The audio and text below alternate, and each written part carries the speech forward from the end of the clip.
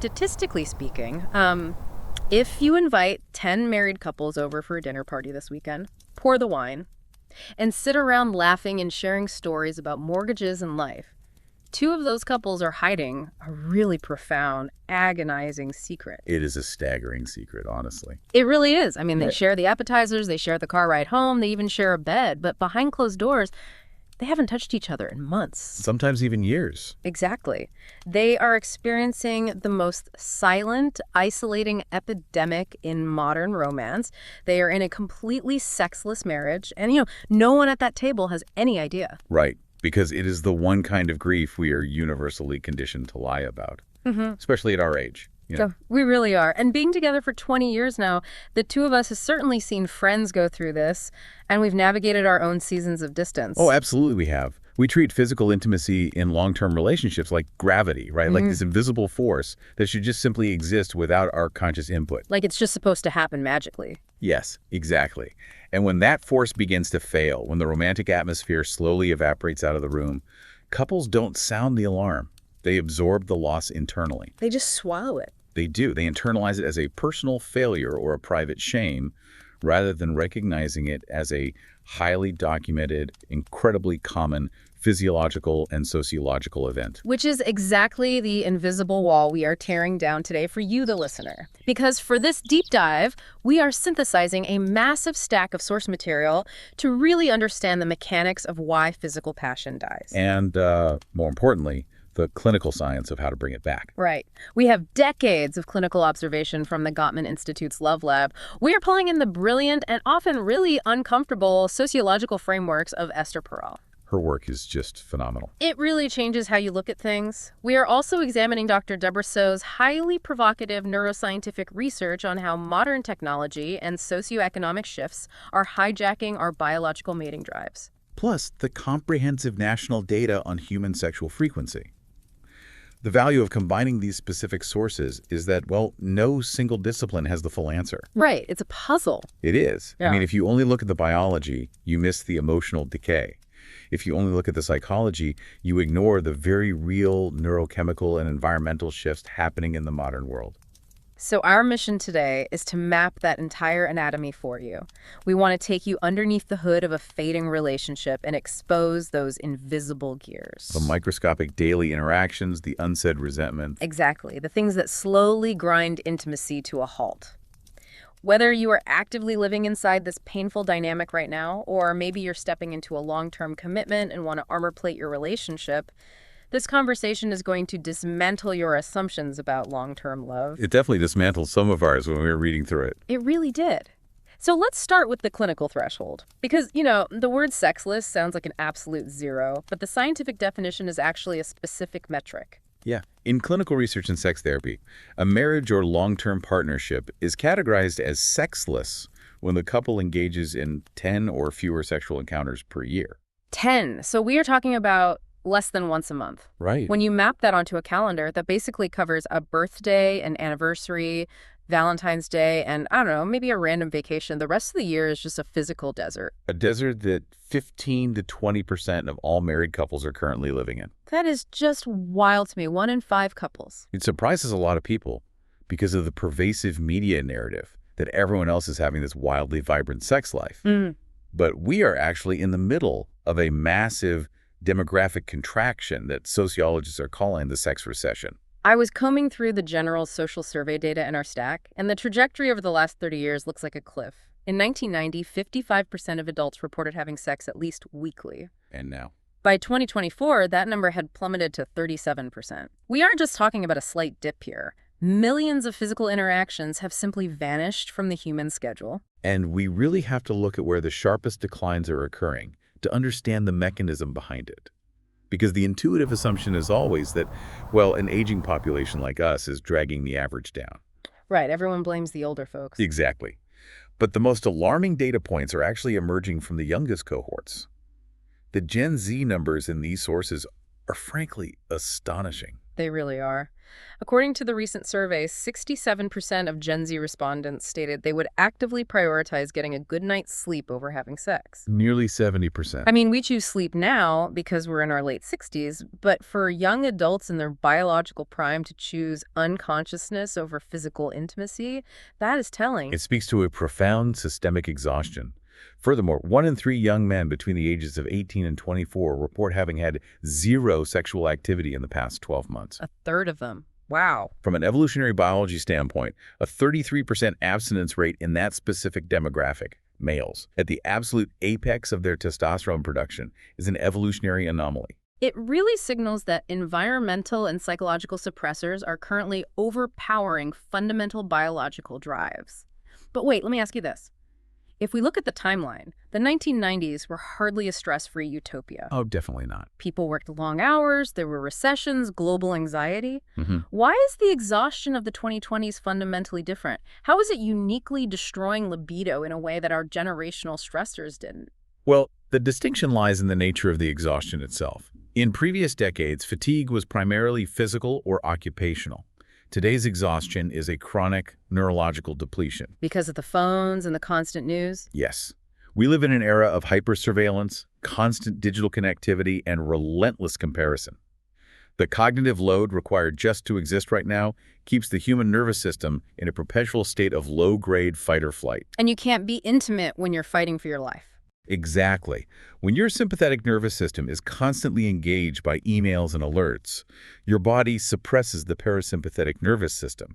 That's the rest and digest system, which is absolutely required for arousal. The brain fundamentally does not care about reproduction when it believes it is under constant attack, so our actual neurochemistry is being hijacked by the environment. Precisely. And when you place that baseline of societal exhaustion into the context of a long-term marriage, you run directly into the biological reality of the honeymoon phase. Limerence, the intoxicating, obsessive early stage of love. I remember that with us 20 years ago. It felt like magic. It did feel like magic, but clinically speaking, limerence is essentially a biologically sanctioned state of mania. Mania. That sounds intense. Well, it is. When you first meet someone you are attracted to, your brain floods with dopamine, norepinephrine, and serotonin. It is a highly potent neurochemical cocktail designed by evolution to ensure you bond quickly and reproduce. Which gives you endless energy and makes spontaneous, frequent sex feel effortless. But the body can't sustain a manic state forever without burning out its own receptors, right? It cannot. The clinical consensus is that this intense neurochemical flood biologically tapers off somewhere between 12 and 36 months into the relationship. So the novelty just wears off. Yes. The dopamine receptors downregulate. At that point, the relationship is supposed to transition from limerence into companionate attachment, driven by oxytocin and vasopressin. Which feels entirely different. It feels stable and calm. But it sounds like we've created a cultural narrative that equates the end of that limerence phase with the death of love itself. We really have. It's like we treat the sexual energy of a marriage like the warranty on a new car. We expect it to just work flawlessly right off the lot. The dopamine is the warranty. I love that analogy. But when it expires at month 36, nobody wants to read the manual or pay for the scheduled maintenance. We just get angry that the car isn't running on magic anymore. The automotive analogy holds up well, but the reality is even more challenging. With a car, the maintenance requirements are generally static. In a marriage, the environment the car is driving through becomes increasingly hostile. Because you're adding mortgages, career pressures, kids. Exactly. The demand for intentional relational maintenance skyrockets at the exact moment the biological free ride of limerence vanishes.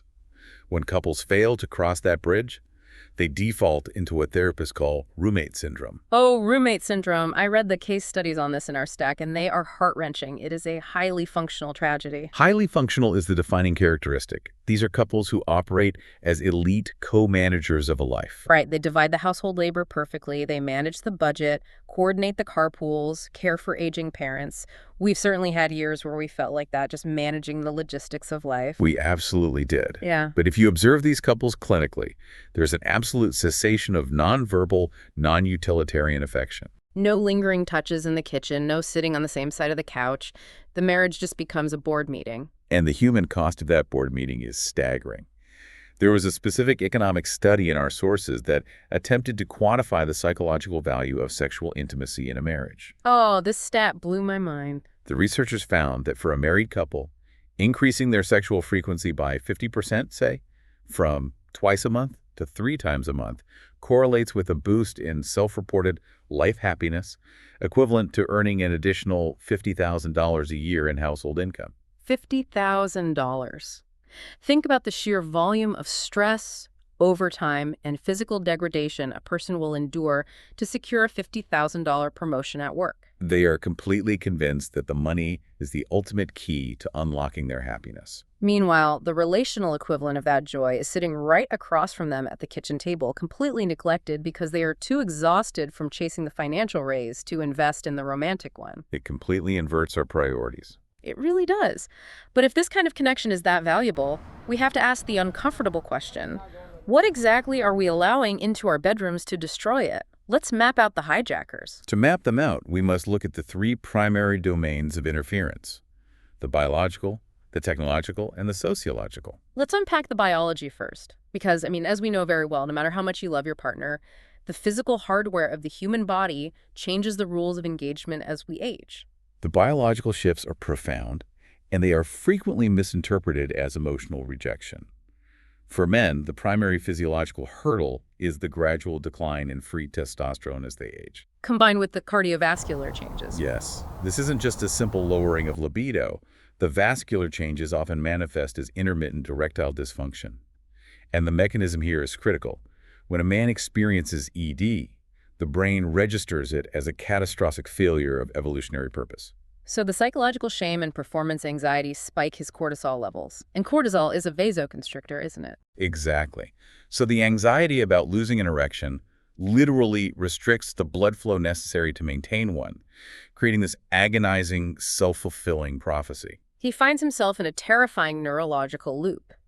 And to protect his ego from the shame of repeated failure, he doesn't initiate a conversation. He simply stops initiating physical contact altogether. He withdraws from the battlefield entirely to avoid the defeat. Meanwhile, his partner is lying in bed thinking, he doesn't find me attractive anymore. The biological failure is translated into an emotional betrayal. And the translation error happens on both sides. For women, the biological shifts, particularly around perimenopause and menopause, can be acutely physical. I can certainly speak to that. Going through menopause completely changed how my body responded. It's a huge shift. The natural drop in estrogen often leads to a thinning of the vaginal tissue and decreased natural lubrication. This results in a condition called dyspareunia, which is the clinical term for painful intercourse. Which introduces an entirely different threat mechanism into the relationship. A profound threat mechanism.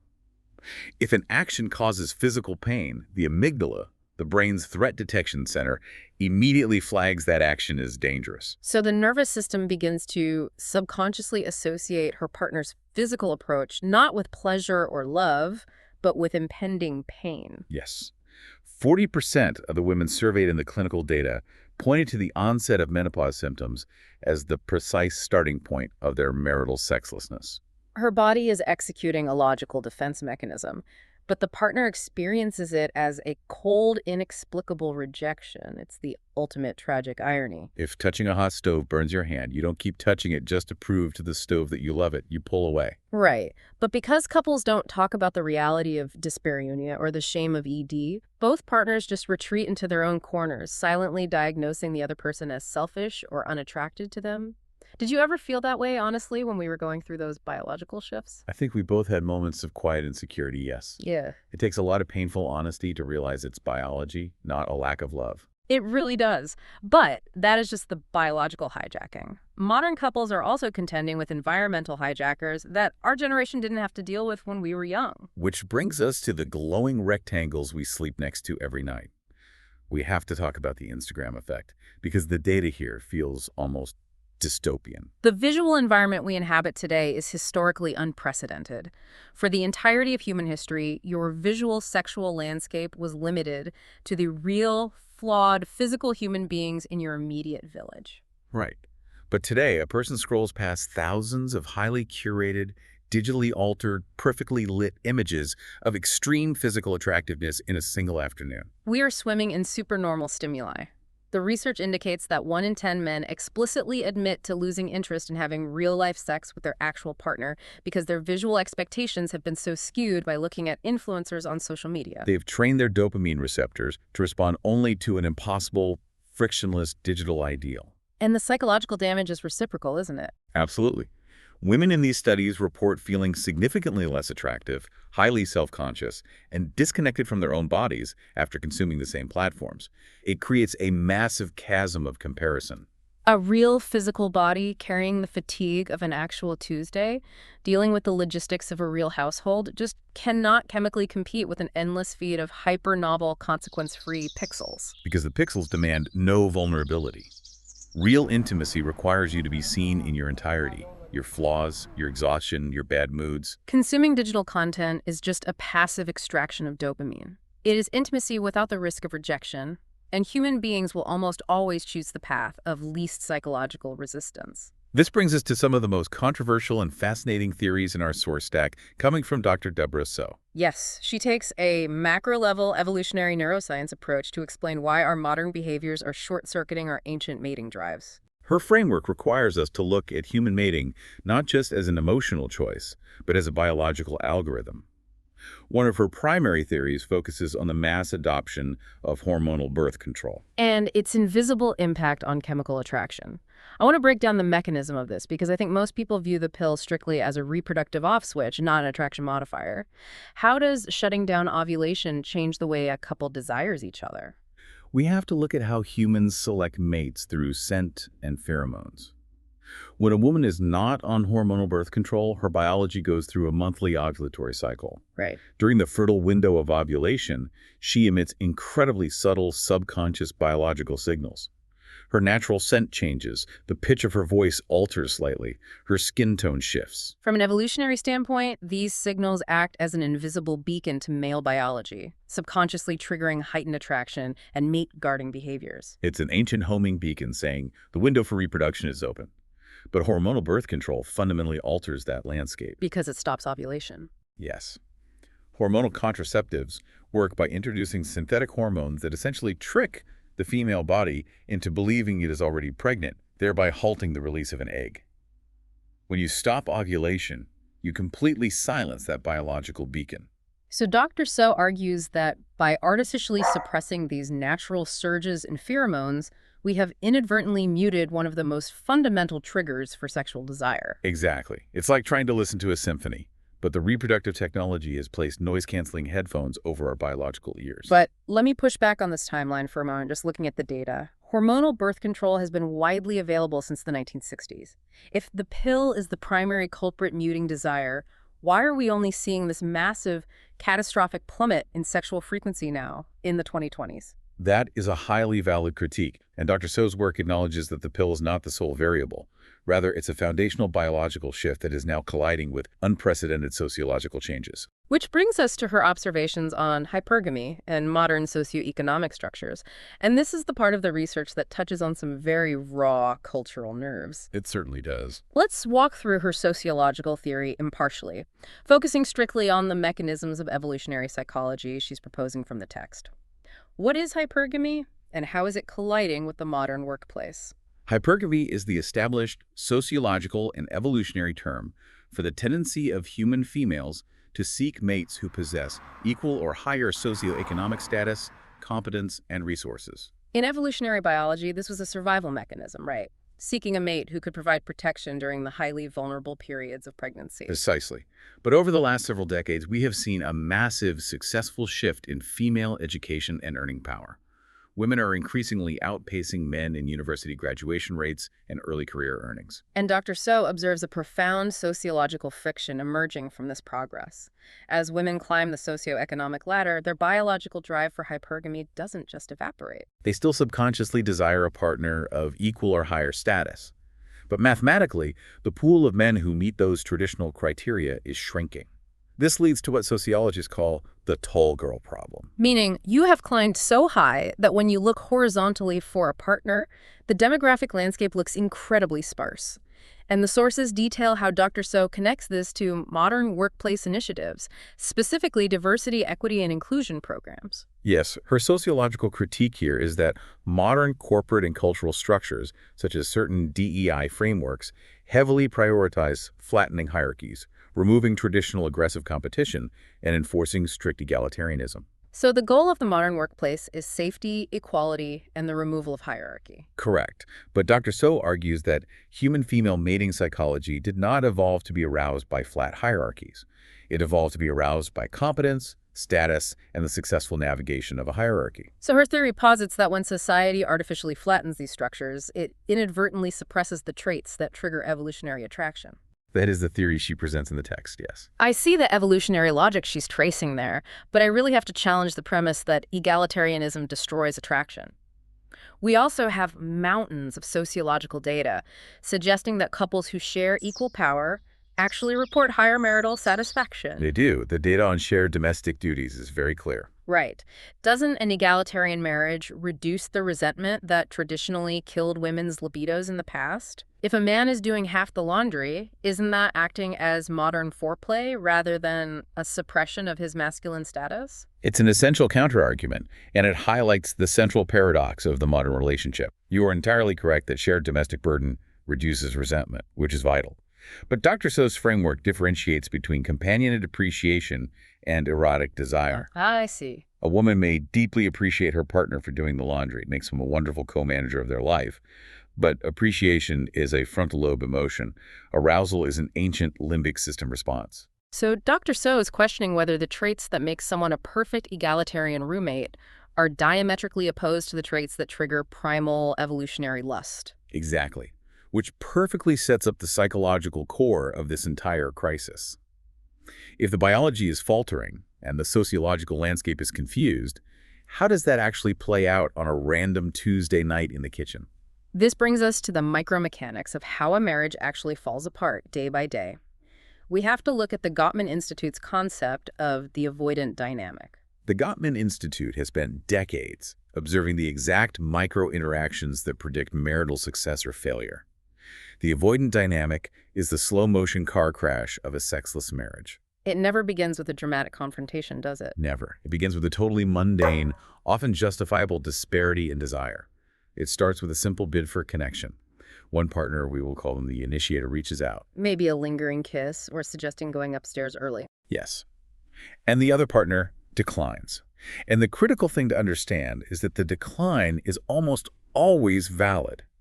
They are legitimately exhausted from the toddler, or they have a massive presentation tomorrow. It's not malicious, it's just a genuine, I don't have the capacity tonight, and the initiator accepts it. But a few days later, they make another bid. Another decline, again for a valid logistical reason. But human neurobiology is wired to process rejection as physical pain. The brain's anterior cingulate cortex lights up during social rejection the exact same way it does when you break a bone. Exactly. After the third or fourth decline, the initiator's brain begins to categorize their partner as a source of emotional injury. The stove is hot. The stove is hot. So to protect themselves from the agonizing vulnerability of constant rejection, the initiator implements a defense mechanism. They stop making bids entirely. They pull back. And they usually deliver a line that sounds incredibly respectful on the surface. I don't want to pressure you. You just let me know when you're ready. You initiate. I mean, that sounds like the ultimate act of patience and grace. Take your time. Why is that the death knell of the dynamic? Because clinically, it is an act of total emotional abdication. Gottman refers to this as turning away. The initiator's not saying, I see that we are disconnected. Let's look at the stress and fix it. They are taking the massive emotional burden of bridging the intimacy gap and throwing it entirely onto the shoulders of the partner who is already drowning in low desire. They're washing their hands of the vulnerability. And what happens next is the ripple effect. Because it doesn't just stop at intercourse. No, the cessation of sex is merely the first casualty. The second, far more destructive ripple is the complete death of all non-sexual touch. This is the part that baffles people from the outside. If you know you aren't having sex, why wouldn't you at least cuddle on the couch? Why does the casual affection disappear? It disappears because the physical environment becomes psychologically radioactive. The low desire partner stops offering hugs because they are terrified. They think, if I touch their shoulder, They will interpret it as a green light for sex. I don't want to have sex, which means I'll have to reject them again, and I can't bear the guilt of hurting them again. So they withhold the touch. Yeah. And the high desire partner is doing the exact same calculus in reverse. They think, if I cuddle her, I'm going to get turned on. I know she doesn't want it, so I will either end up frustrated or she will accuse me of pressuring her. So to avoid the accusation and the frustration, they also freeze. You end up with two people sharing a kitchen, stepping around each other like there is an invisible electric fence between them. Every physical interaction is suddenly loaded with high-stakes psychological anxiety. Did we ever hit that electric fence phase during our tough years? I think there were definitely months where we were both too afraid to reach out first, yes. Yeah. It's so easy to just focus on the logistics of the house instead. It really is. And the final stage of that ripple effect is emotional bankruptcy. When you strip away shared vulnerability and remove the physical language of comfort, the romantic architecture collapses. You are left with two well-meaning people who are essentially running a very stressful logistics company together out of the same house. Which brings us to the profound work of Esther Perel. If Gottman explains the mechanics of how we drift apart, Perel explains the psychological paradox of why it is so difficult to stay together. She writes extensively about the paradox of eroticism. Perel's framework is essential because it removes the blame from the individuals and places it on the impossible structure of modern marriage. We enter into marriage seeking safety. We want a reliable co-parent, a transparent financial partner, a best friend who knows our deepest insecurities. We spend years trying to eliminate all uncertainty from the relationship. But Perel identifies a devastating paradox. The exact ingredients that create a deep, safe, companionate marriage are the mortal enemies of erotic desire. Predictability, transparency, domestic routine. Unpack the mechanics of that. Why does knowing someone perfectly kill the desire for them? Because eroticism, biologically and psychologically, is fueled by mystery. It requires novelty, risk, a slight sense of danger, and what Perel calls otherness. Desire requires a gap to cross. You cannot intensely desire something you already possess in its absolute entirety. Exactly. When your partner is completely transparent, when you know exactly how they load the dishwasher, exactly how they sound when they have a sinus infection, the otherness is eradicated. It's like trying to watch a magic trick when you are the one standing backstage. You cannot feel the awe and the mystery of the illusion if you are simultaneously the person holding the mirror and hiding the rabbit. That is a phenomenal analogy. The domestic reality collapses the space needed for fantasy to breathe. There was a poignant example in the clinical notes of a couple in therapy where the wife admitted she would instantly lose all sexual desire if her husband casually mentioned a work email right as they were getting into bed. Because it instantly drags the interaction out of the mysterious erotic realm and slams it violently back into the mundane reality of the mortgage and the daily grind. Yes, it breaks the spell.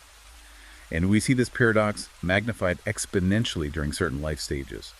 The data shows that couples who have children under the age of 5 experience a staggering 40% drop in sexual frequency. Well, toddlers are the ultimate anti-aphrodisiac. They require constant, hypervigilant monitoring, which forces the parents into a perpetual state of managerial control. And eroticism requires the exact opposite. It requires you to completely let go of control. You cannot shift from being a hypervigilant protector of a toddler to a sexually abandoned lover in the span of 30 seconds just because the bedroom door is finally closed. The nervous system simply cannot pivot that quickly. The domestic machine demands all of your executive function, leaving absolutely zero cognitive bandwidth for the erotic imagination. And when that mystery dies, the emotional fallout behind closed doors is corrosive. We really have to look at the psychological damage this inflicts because we are not just talking about a lack of physical release. We are talking about deep, chronic trauma. A sexless marriage is essentially a trauma of omission. The human brain interprets the ongoing absence of physical validation as an active state of rejection. The survey data reveals that 50% of individuals living in a clinically sexless marriage report waking up and feeling explicitly unloved or rejected on a daily basis. Imagine the psychological toll of waking up every single morning, looking at the person you committed your life to, and having your baseline emotional state be one of profound, inescapable rejection in your own kitchen. It has to completely hollow out your sense of self. I mean, Yeah. Tell me honestly, during those really hard years in our early 50s, did I ever make you feel that deep sting of rejection the data talks about? I think when we were both overwhelmed with work and my parents' health, there were mornings I felt completely invisible to you. Not because you were cruel, but just because the touch was gone. It hurts deeply. It does, and the data shows a very specific vulnerability for men in this dynamic, doesn't it? Yes. The clinical tracking shows that a man's self-esteem drops by an average of 18% within the first year of entering a sexless dynamic. Why is the self-esteem hit so pronounced for men? Is it purely ego? It is far deeper than ego. It is about how we are socialized to receive emotional sustenance. Society generally conditions women to cultivate vast networks of emotional support friends, sisters, mothers. While men are culturally conditioned to restrict their ultimate emotional vulnerability exclusively to their romantic partner. Furthermore, for many men, physical sex is not just a biological jive. It is their primary, sometimes only, fluent language for expressing and receiving emotional validation. So when you remove the physical intimacy, you aren't just frustrating him sexually, you are effectively cutting his vocal cords. You are severing his only culturally sanctioned lifeline to feeling loved. He becomes emotionally invisible, and the psychological burden of that invisibility is severe. Long-term sexual rejection in a marriage correlates with a doubling of clinical depression symptoms in the rejected partner. It is a slow, methodical starvation. This creates an agonizing internal monologue for both people involved. Let's look at the microscopic reality of this. Imagine a couple brushing their teeth next to each other at night. Let's get into the head of the high desire partner. What are they thinking? The high desire partner is trapped in a spiral of shame and hypervigilance. They are watching every micro-expression their partner makes, desperately looking for a sign of affection, while simultaneously trying to suppress their own needs so they don't seem desperate. Their internal monologue is a constant barrage of self-doubt. Am I physically repulsive? Is there someone else at their office? What is fundamentally broken about me? They feel like a predator in their own home for simply wanting a basic human connection. And standing right next to them, spitting out the toothpaste, is the low desire partner. And their internal landscape is just as agonizing. It is a different kind of agony, driven by suffocation and guilt. The low desire partner feels the invisible, crushing weight of their partner's unspoken expectation pressing down on them constantly. They feel physically broken. They wonder, why can't I just be normal? Why is my body failing me? Why does my partner only seem to care about my physical output, rather than the fact that I am exhausted from keeping our entire lives afloat? They feel reduced to a biological vending machine that is out of order. It is the most tragic standoff imaginable. You have one person who's dying of starvation, begging for a meal. And you have the other person who feels like they're being held hostage in a kitchen, commanded to cook a 5-course banquet, when they're physically exhausted and the pantry is completely empty. And the ultimate tragedy is that neither of them is the villain. They are just two people failing to translate each other's pain. And when that pain remains untranslated for long enough, it begins to spill over and contaminate the structural integrity of the entire family unit. The spillover data is alarming. The sources note that 42% of spouses in sexless marriages admit to essentially quiet quitting the emotional aspects of the relationship. Quiet quitting is a survival mechanism. The rejected partner realizes that continuing to hope for intimacy simply hurts too much. The anterior cingulate cortex cannot handle the repeated pain of the hot stove. So they intentionally anesthetize their emotional investment. They stop asking about their partner's day, they retreat into hobbies or work. They think, if I don't care about you emotionally, you cannot destroy me physically. They build a fortress. But the collateral damage of that emotional Cold War inevitably hits the children.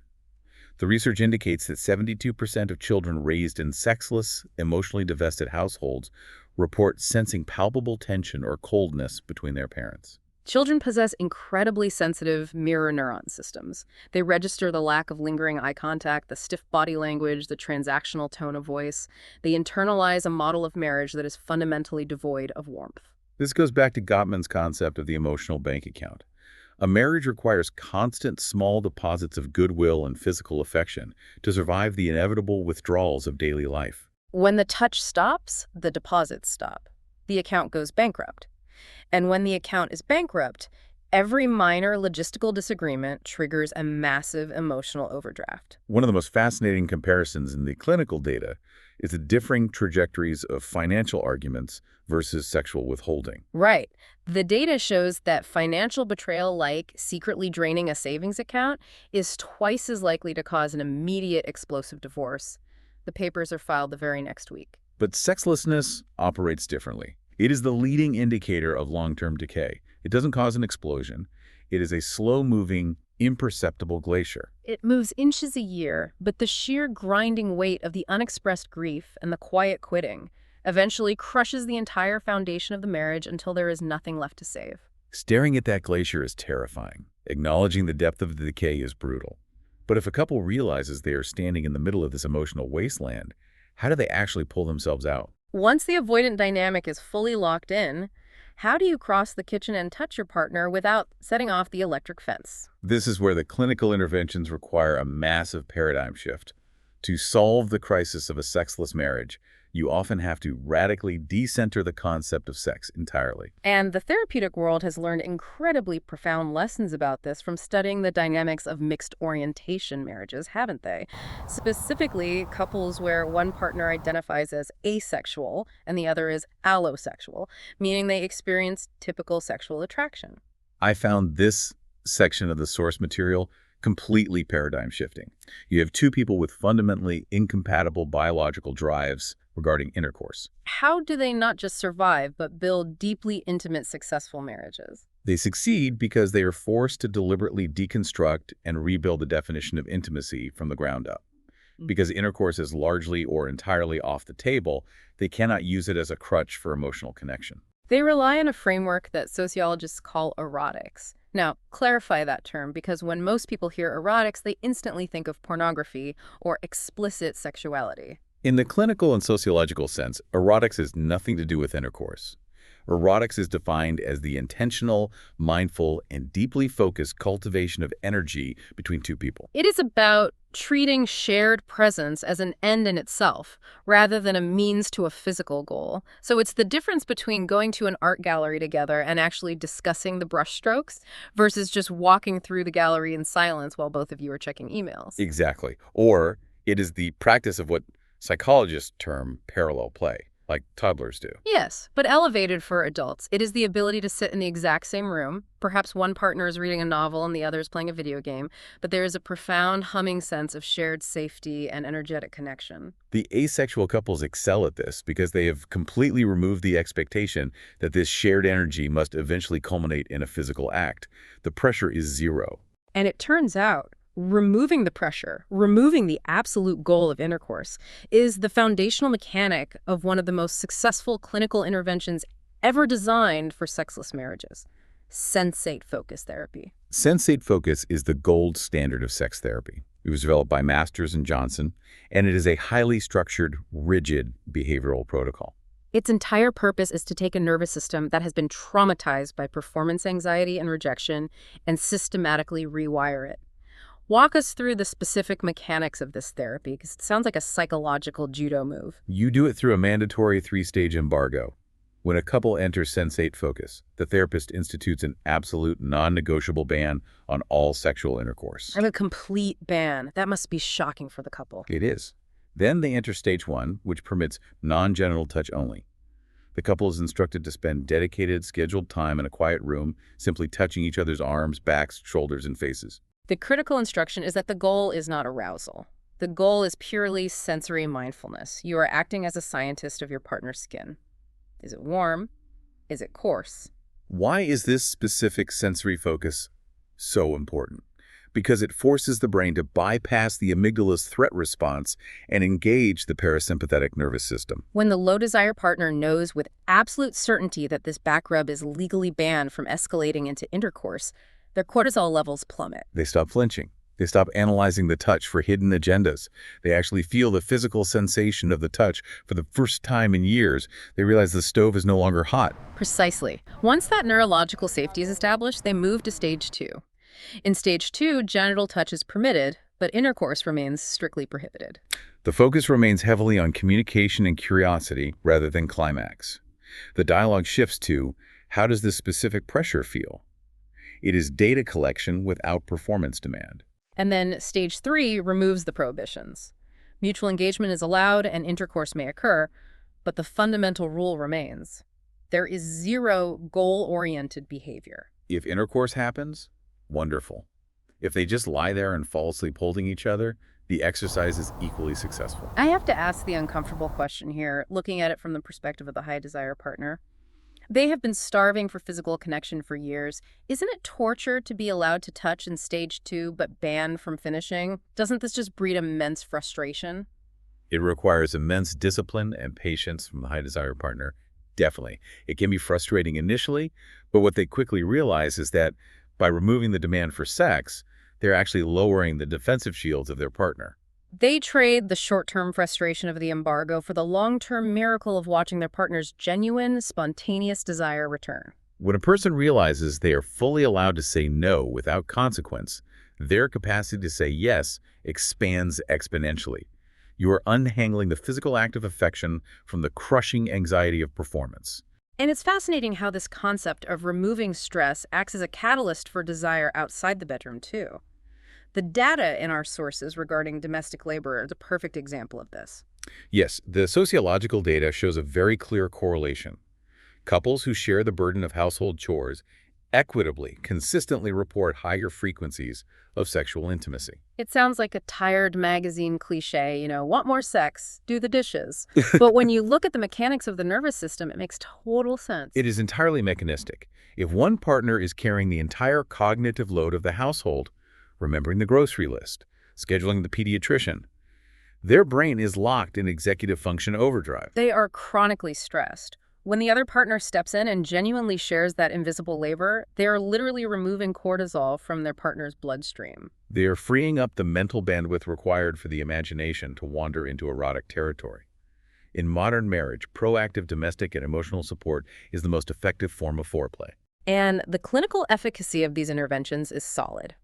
The data notes that 33% of couples who engage in structured sex therapy, like sensate focus, report successfully returning to a mutually satisfying, regular sexual schedule. A 1 in 3 success rate for a relational dynamic that is usually entrenched in years of silent bitterness is a monumental clinical victory. But physical touch is only half the equation. You cannot touch your way out of a problem that you haven't verbally unpacked. The roadmap to reconnection requires completely overhauling how the couple communicates outside of the bedroom.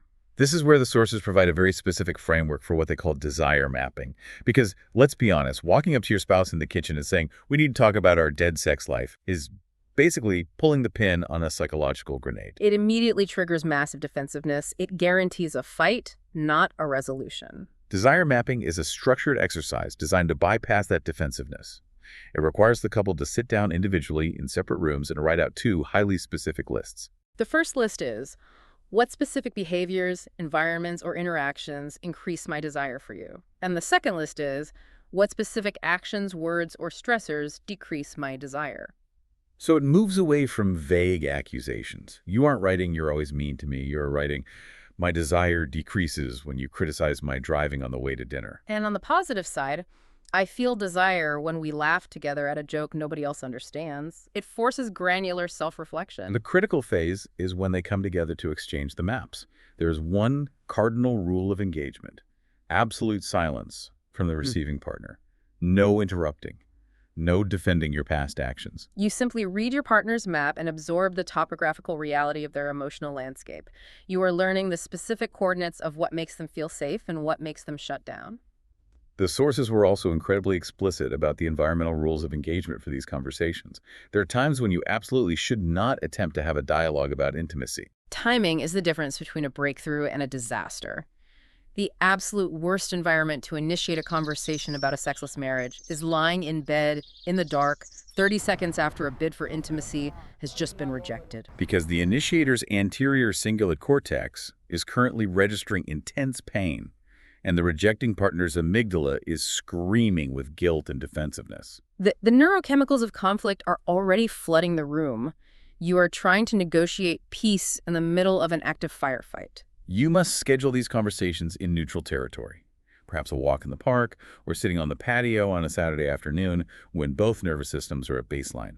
And the phrasing must be meticulously altered. You have to eradicate all accusatory language. You have to ban the you statements, like "you never initiate anymore," "you are always too tired." Those phrases are verbal attacks. The brain will instantly defend against them. You must shift to vulnerable I statements that focus entirely on your own internal emotional state. I miss the feeling of being close to you. I feel incredibly lonely and disconnected when we go weeks without touching. It completely flips the architecture of the conflict. It moves the dynamic from me fighting against you to us standing together looking at the problem. And once that cooperative baseline is established, couples are instructed to implement John Gottman's philosophy of small things often. I love the mechanics of this because our cultural narrative tells us that to fix a broken marriage, you need to book a massive, expensive 2-week vacation to Paris to reignite the spark. But Gottman says the spark isn't in Paris, it's in the kitchen on a random Wednesday. Grand romantic gestures cannot repair chronic daily neglect. Gottman focuses on micro-interventions, the most famous being the 6-second kiss. 6-second kiss. When you are rushing out the door to work, 6 seconds feels like an eternity. It does, and that deliberate pause is the entire point. When a couple is stuck in roommate syndrome, their physical contact is transactional, a fleeting peck on the cheek that barely registers in the brain. By committing to a deliberate, full-contact, 6-second kiss when leaving and returning home, you are forcing the nervous system to pause. Biologically, 6 seconds is the precise threshold required to lower cortisol levels and trigger a minor release of oxytocin in the brain. You are microdosing connection. The sources also highlight the necessity of regular stress-reducing conversations. And the specific rule for these is fascinating. You are not allowed to solve the problem. The goal is validation, not solution. One partner vents about their terrible boss or a stressful project. The other partner's only job is to listen, make eye contact, and say, "That sounds incredibly frustrating." When you try to immediately fix the problem, you are accidentally invalidating their emotional experience. When you simply bear witness to their stress, you become an ally.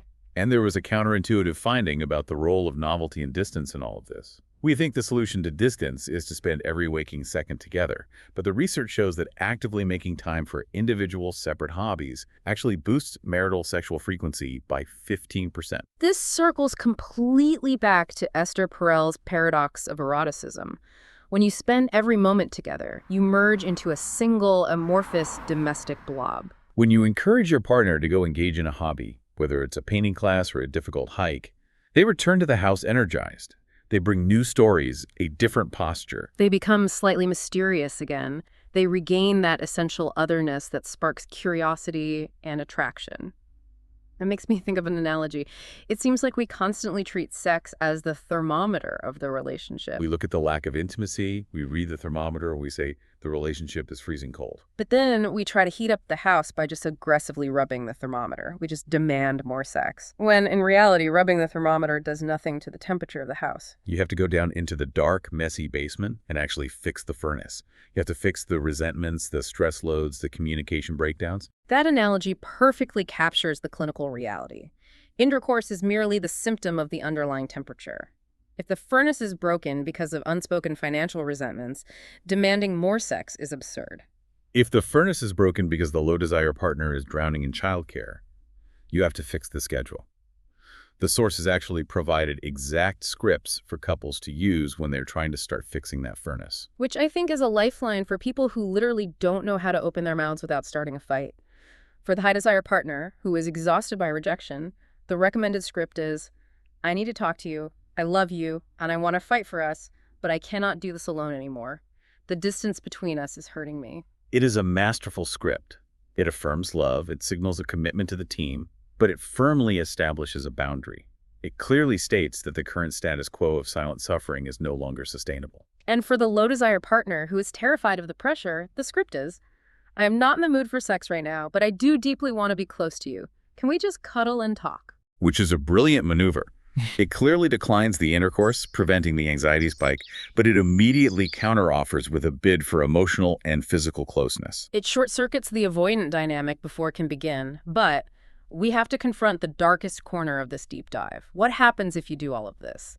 You use the scripts, you suffer through the 6-second kisses. You go to therapy, you fix the furnace. And nothing changes. The room remains freezing cold, and your partner refuses to even acknowledge the thermostat. Then we must look objectively at the hardest reality in the data. We have to discuss the ultimatum and the incredibly difficult metrics of knowing when it is clinically appropriate to walk away from the marriage.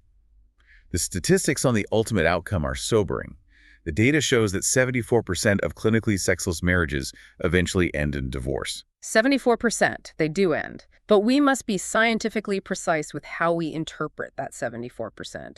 It is a correlation, not a direct causation. Meaning a judge isn't stamping the divorce papers simply because the couple didn't have intercourse 12 times a year. Exactly. The lack of sex did not kill the marriage. The marriage was destroyed by the underlying unresolvable resentments, the chronic emotional abandonment, and the complete breakdown of empathy. The sexlessness was merely the loudest, most undeniable symptom of a terminal relational illness. And this realization seems to be the driving force behind a massive demographic shift known as gray divorce. Yes, gray divorce.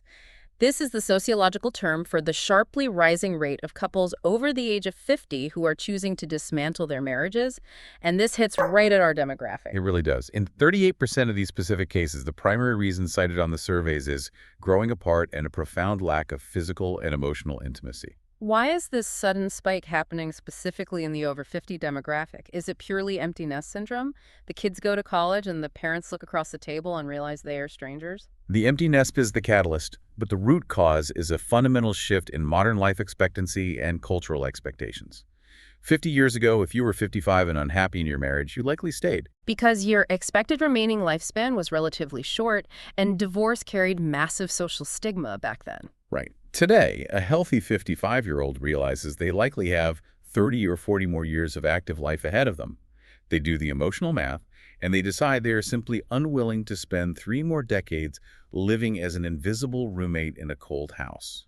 For listeners who are quietly calculating that math in their heads right now, there is often a practical legal question that arises.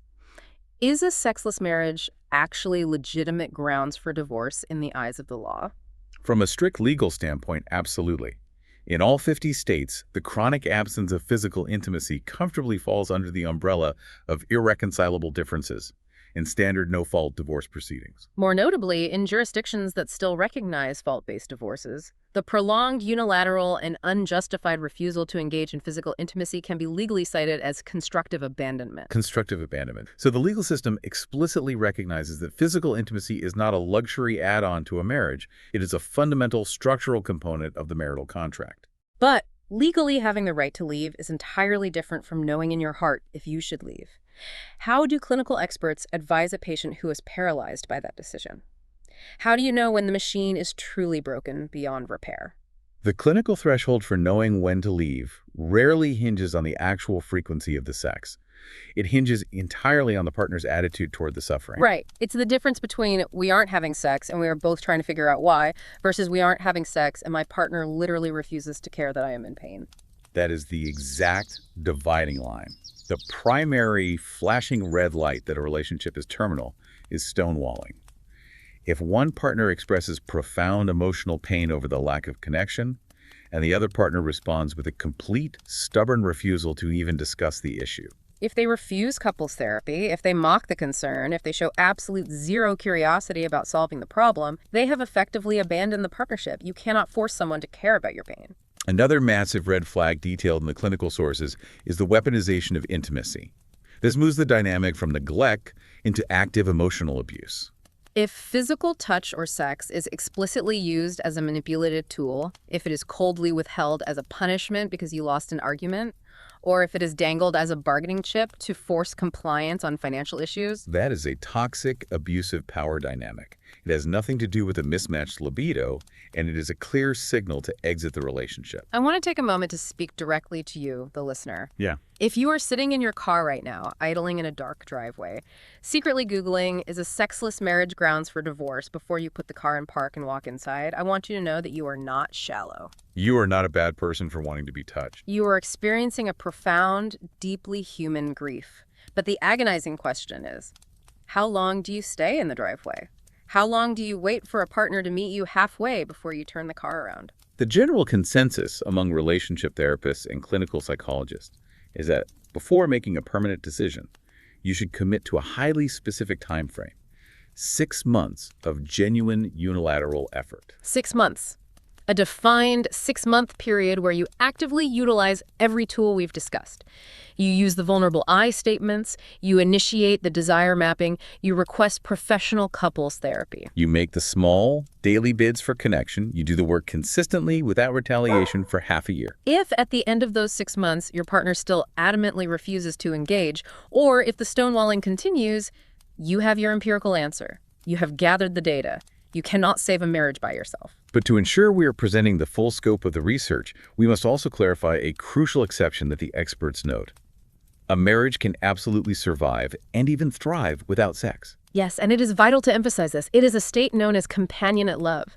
If both partners genuinely, organically experience a mutual decline in libido, perhaps due to age, shifting hormones, or a shared medical reality. And both individuals are completely happy, deeply secure, and emotionally fulfilled by a relationship based purely on profound friendship, shared history, and non-sexual affection, then there is absolutely no problem to solve. The thermometer might read 0, but the house is perfectly warm for both of them. The destruction only occurs when there is an asymmetry, when the discrepancy in desire causes ongoing, unaddressed psychological suffering for one person. Exactly. It is the ignored suffering, the chronic empathy deficit, that kills the marriage. It is never just the lack of intercourse. Wow. We have excavated an incredible amount of psychological and biological terrain today. Let's try to pull all these threads together and recap the journey we've just taken. We started by looking at the stark, undeniable data of the societal sex recession, acknowledging that up to 20% of all marriages are quietly operating as clinically sexless roommate situations. We examined the specific invisible hijackers of our desire, the biological betrayals of dropping testosterone, and the threat response of dyspareunia in menopause. The environmental sabotage of the Instagram effect, training our brains to crave digital perfection over real-life connection. And Dr. So's evolutionary hypotheses regarding how hormonal birth control and modern socioeconomic shifts are scrambling our ancient mating signals. We look deeply into the painful, microscopic mechanics of rejection, the Gottman-avoidant dynamic, where the fear of vulnerability creates an invisible electric fence in the kitchen. We mapped the profound emotional damage this causes. The 18% drop in male self-esteem, the internal monologue of feeling broken, the quiet quitting of the marriage, and the tension that bleeds into the children's nervous systems. But we also illuminated the concrete clinical roadmap to reconnection. We learned from asexual couples how to successfully decenter intercourse and focus on shared erotics. We unpacked the neurobiology of sensate focus, and how removing the performance demand allows the parasympathetic nervous system to finally accept touch again. We discussed repairing the furnace through desire mapping, eliminating accusatory language, and committing to the small daily microdoses of connection like the 6-second kiss. And finally, we confronted the hard, necessary truth about gray divorce, constructive abandonment, and the realization that while a marriage is always worth fighting for, you cannot fight alone against someone who refuses to look at the battlefield. If you are listening to this deep dive and you recognize the walls of your own home in these statistics, we want to leave you with one vital reassurance. You are not abnormal. The roommate phase is a highly common, deeply predictable, and intensely human phase of a long-term life built together. But surviving it requires immense, terrifying courage. It requires the bravery to stop standing backstage, to step out into the vulnerability of the unknown, and to finally have the hard, honest conversations. As we conclude, I want to step back and offer one final overarching perspective to reflect upon. We have spent this entire hour forensically analyzing how to reignite passion within the strict boundaries of a modern marriage. But consider the historical context. For thousands of years of human civilization, marriage was strictly, exclusively an economic and social contract. It was a utilitarian merger designed for land acquisition, physical survival, and the raising of children. Passion, mystery, and eroticism were volatile forces that you explicitly, intentionally sought outside of the marriage through affairs, muses, or courtly love. In the modern era, we have fundamentally, radically rewritten the entire architecture of human expectation. We now demand that our practical, everyday life partner, the exact same person we negotiate the grocery budget with, the person we clean the gutters with, must also serve as our lifelong, spontaneous, mysterious, erotic muse. So it leaves us with an incredibly profound question to ponder. Are we truly experiencing a biological sex recession because our bodies are failing us? Or are we simply inevitably collapsing under the crushing weight of the highest, most impossible expectations ever placed on human relationships in the history of our species. That is a staggering question. Are we failing the test of modern love, or did we just design a test that is functionally impossible to pass? It brings us right back to the broken X-ray machine we talked about at the very beginning. There is no clean black and white image to show us exactly what is broken in the space between two people. The diagnostic landscape of a marriage is messy, it is painfully murky, and it requires constant, exhausting, beautiful negotiation to navigate those muddy waters together. Thank you for taking this profound deep dive with us today. Keep asking the uncomfortable questions, keep finding the courage to reach out to the people sitting right next to you, and we'll see you next time.